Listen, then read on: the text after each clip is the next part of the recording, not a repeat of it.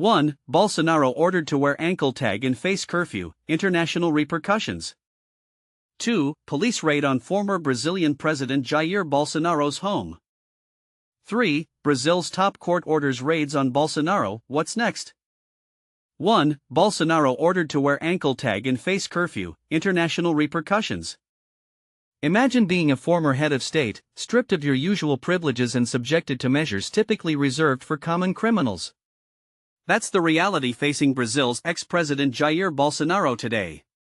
A court has mandated that he wear an ankle monitor and adhere to a strict curfew, citing concerns that he might flee the country while awaiting trial. This development marks a dramatic fall from grace for a man who once held the highest office in Latin America's largest nation.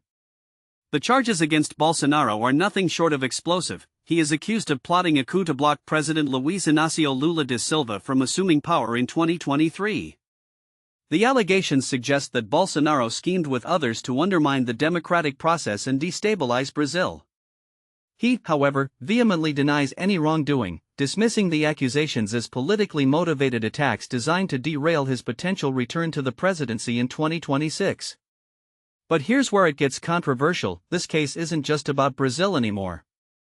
It has drawn international attention, particularly from former U.S. President Donald Trump, who has thrown his weight behind Bolsonaro. Trump, no stranger to legal battles himself, has labeled the Brazilian proceedings a witch hunt and threatened to impose steep tariffs on Brazilian imports if the charges aren't dropped. In a bold escalation, the U.S. revoked visas for Brazilian judicial figures tied to the case last week, further complicating diplomatic relations between the two countries. For Bolsonaro, the restrictions imposed by Judge Alexander de Moraes feel like a personal affront. He described them as supreme humiliation, insisting that he never intended to leave Brazil despite the mounting pressure. Meanwhile, law enforcement conducted raids on his residence and political headquarters under orders from the Supreme Court, moves that underscore the seriousness of the investigation. The judge's ruling goes beyond monitoring Bolsonaro's movements.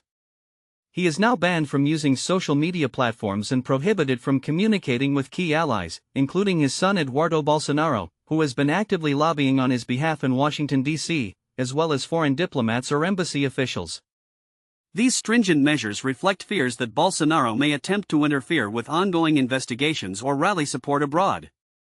According to Judge Moraes, Bolsonaro and his son have deliberately engaged in actions aimed at pressuring Brazilian authorities through international channels, such as advocating for sanctions against public officials involved in the case.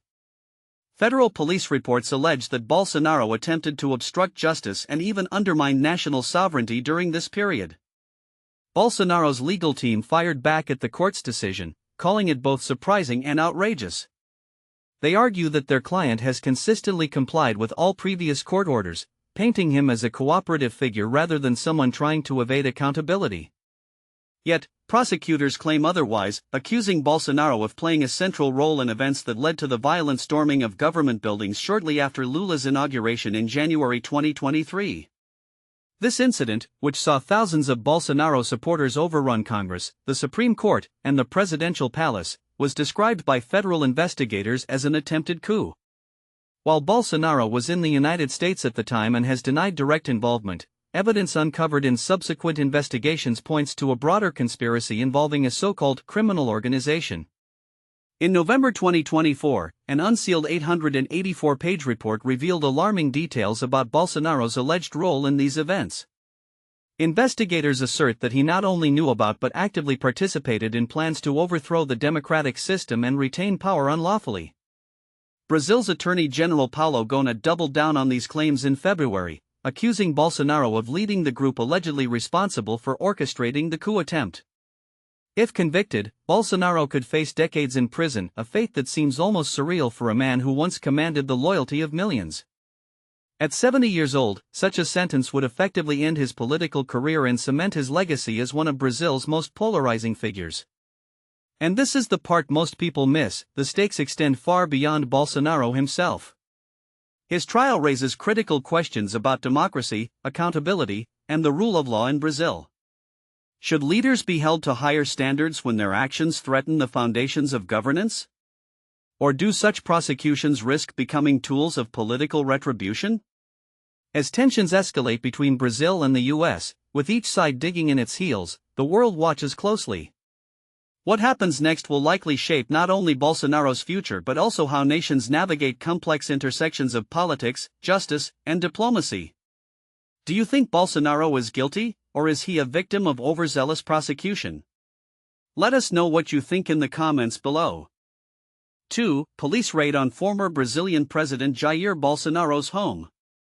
Imagine a scenario where the past actions of a former leader come under intense scrutiny, leading to unprecedented restrictions on their freedom. This is precisely what happened to former Brazilian President Jair Bolsonaro.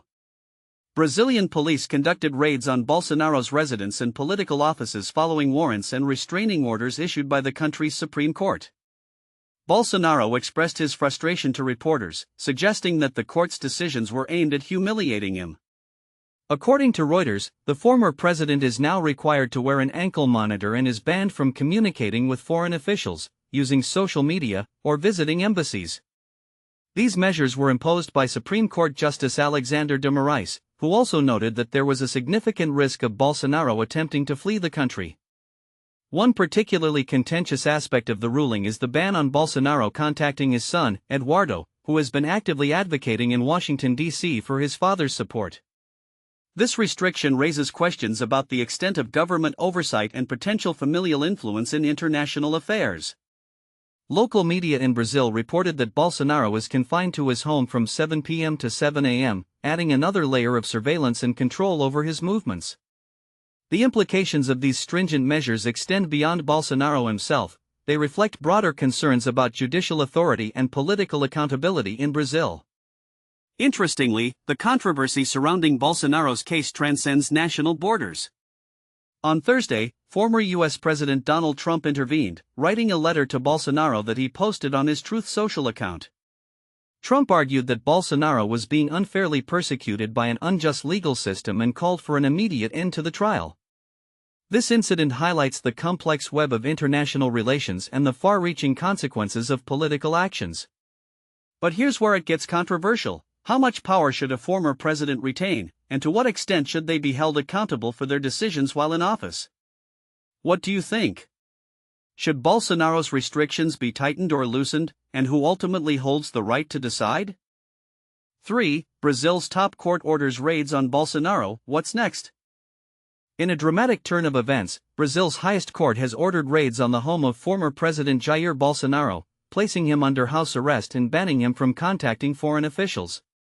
This bold move by the Supreme Court comes after allegations that Bolsonaro sought to involve the Trump administration in interfering with Brazil's judiciary.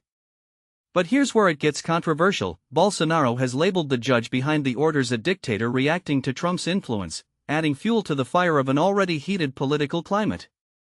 Meanwhile, Washington has retaliated by revoking the visa of the presiding judge, Alexandre de Moraes, along with unspecified allies.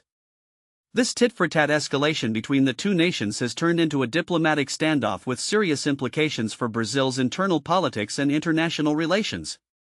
As tensions rise, one can't help but wonder, is this a justified stand against authoritarianism, or is it a dangerous overreach of judicial power?